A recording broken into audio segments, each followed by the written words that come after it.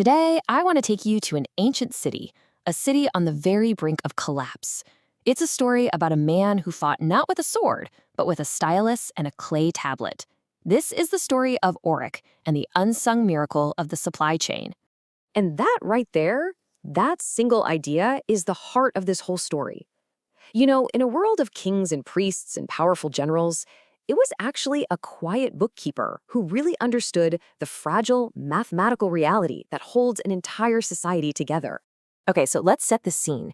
In the city of Auric, the great river was dying. The priests, well, they prayed for rain. The king built thicker walls, thinking raiders were the biggest threat. But one man, the scribe Alam, he saw a totally different enemy. It wasn't angry gods or foreign armies, but a simple, brutal equation of supply and demand.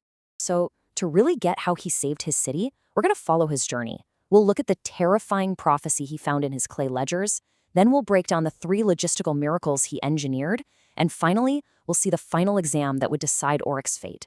Now, Elam wasn't a prophet who read the stars. He was an accountant who read ledgers.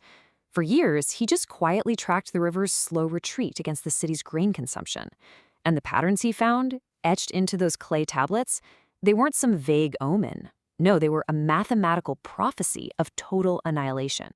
And this is what his data screamed out. He had a brutal, unchangeable deadline. In just 2 years, Uruk would eat its very last grain of wheat. The city was going to starve. This wasn't some wild guess. It was cold, hard math. Armed with this terrible knowledge, Elam went straight to the king. But he didn't ask for more prayers or suggest higher walls. Instead, he presented this radical 3-part plan to completely rewire the city's relationship with its resources. He called them the 3 logistical miracles. Elam's plan was built on mastering 3 things. First, secure the food they already had. Stop the bleeding. Second, find a totally new source of water, one that was immune to the blazing sun. And third, secure the future by somehow importing new resources across a desert that was thought to be completely impassable. Of course, not everyone was on board. The city's top military man, General Cowell, just scoffed at the plan. Crossing the Great Desert, he called it a mathematical impossibility. And Elam's response, well, it's just perfect. He didn't argue. He just said he wasn't going to break the rules of physics. He was going to rewrite the equation. All right, so miracle number 1. It all started with a really simple idea. Before you try to get more of something, you have to stop losing what you already have. Iraq was losing a full 1/5 of its grain every single year to pests and rot, and that was a tax they just couldn't afford to pay anymore. So what was the fix? Well, it was this revolutionary shift in design. They went from these huge open-air granaries to underground silos, lined with brick and sealed completely airtight with bitumen, which is kind of like a natural asphalt. Such a simple change, but absolutely game-changing. And this wasn't magic, it was just brilliant Bronze Age chemistry. See, once the silo was sealed, the grain itself used up all the oxygen inside. This created what's called an anoxic or oxygen-free environment. And what does that do?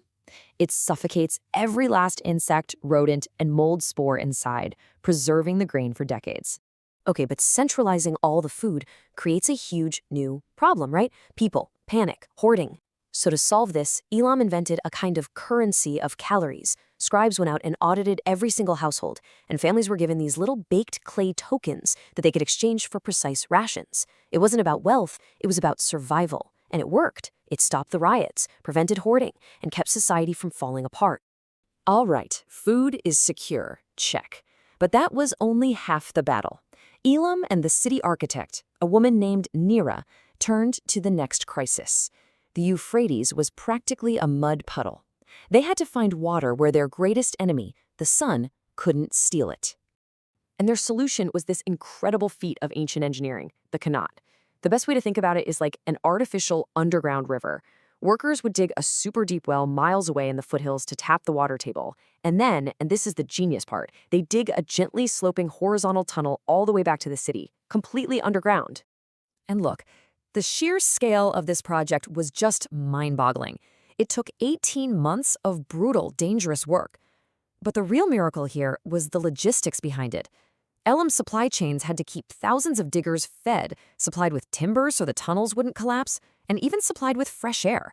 It was a massive project just to support a massive project. So they've got food, they've got water, but all that really did was buy them some time. It just paused the doomsday clock.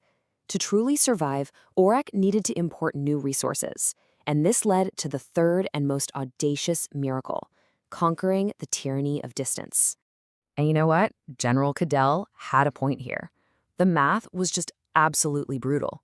If you sent a caravan of donkeys across the desert, they would end up eating and drinking more weight in their own supplies than the actual cargo they were carrying. A caravan would literally arrive with nothing. It was a complete non-starter. So, how did Elam change the math? Well, he didn't try to make the donkeys more efficient. He made the desert more efficient. He sent out teams to build a series of fortified way stations, pre-stocking each one with food and water. Now, caravans could travel light and fast from one little oasis of supplies to the next, turning the endless desert into an invisible bridge. And for 4 years, it worked. Elam's systems held, the city endured. But then came the ultimate stress test. An apocalyptic dust storm, a haboob they called, the Great Wind, descended on Orek, and it threatened to undo everything in a matter of hours. The crisis was immediate. It was existential. The massive, shifting sand dunes were burying the vertical air shafts for the qanats. Without that air, the tunnels would collapse, and the city's only source of water would be gone. Instantly. The workers, terrified, refused to go out into the storm. This was it. This was Elam's moment of truth. He smashed open a chest that held an emergency reserve of special blue tokens, each one worth a whole month's rations and a jug of wine. He sent word to the citizens huddled in their homes, anyone who goes out to dig gets a blue token. Think about that. He was betting the city's future food supply on its survival right now. For 36 non-stop hours, in a blinding, suffocating sandstorm, the people of Orek fought the desert.